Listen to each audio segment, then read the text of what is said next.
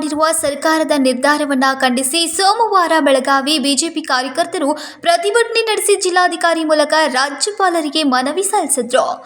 ಬೆಲೆ ಏರಿಕೆಯ ನಿಯಂತ್ರಣವನ್ನು ಕಡಿಮೆ ಮಾಡುವುದಾಗಿ ವಾಗ್ದಾನ ನೀಡಿದ್ದ ಕಾಂಗ್ರೆಸ್ ತನ್ನ ಗ್ಯಾರಂಟಿ ಯೋಜನೆಗಳಿಗೆ ಹಣ ಹೊಂದಿಸಲು ಬೆಲೆ ಏರಿಕೆಯ ಶಾಪ ಜನರಿಗೆ ನೀಡಿದೆ.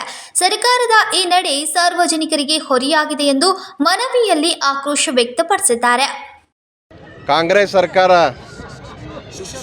ಜನಸಾಮಾನ್ಯರ ದಿನಸಿ ವಸ್ತುಗಳು ಇರಬಹುದು, ಕರ ಇರಬಹುದು, ಹಾಲಿನ ದರ ಇರಬಹುದು, ಇವುಗಳನ್ನೆಲ್ಲ ದರವನ್ನು ಹೆಚ್ಚು ಮಾಡಿ ಒಂದು ಕಡೆ ಜನಸಾಮಾನ್ಯರ ಮೇಲೆ ಹೊರೆಯನ್ನು ಹಾಕ್ತಾ ಇದೆ.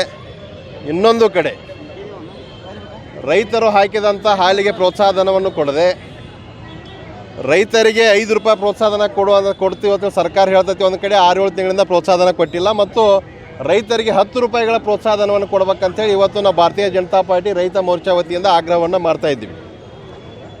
ಸನ್ಮಾನ್ಯ ಸಿದ್ದರಾಮಯ್ಯನವರು ಈ ಗ್ಯಾರಂಟಿ ಯೋಜನೆಗಾಗಿ ಇವತ್ತು ವಿದ್ಯುತ್ ಬಿಲ್ ಹೆಚ್ಚು ಮಾಡೋದು ಇರ್ಬೋದು, ಸ್ಟಾಂಪ್ ಡ್ಯೂಟಿ ದರವನ್ನು ಹೆಚ್ಚು ಮಾಡೋದು ಇರ್ಬೋದು, ಎಲ್ಲ ದರಗಳನ್ನು ಇವತ್ತು ಹೆಚ್ಚು ಮಾಡೋದ್ರ ಮುಖಾಂತರ ಇವತ್ತು ಜನಸಾಮಾನ್ಯರ ಮೇಲೆ ಒಂದು ಹೊರೆಯನ್ನು ಈ ಸರ್ಕಾರ ಹಾಕ್ತಾ ಇದೆ. ತಕ್ಷಣ ಹೆಚ್ಚಾದಂಥ ಹಾಲಿನ ಬೆಲೆಯನ್ನು ವಾಪಸ್ ಪಡಿಬೇಕು ಮತ್ತು ಹಾಲಿನ ಪ್ರೋತ್ಸಾಹಧನವನ್ನು ತಕ್ಷಣ ಬಿಡುಗಡೆ ಮಾಡಬೇಕು.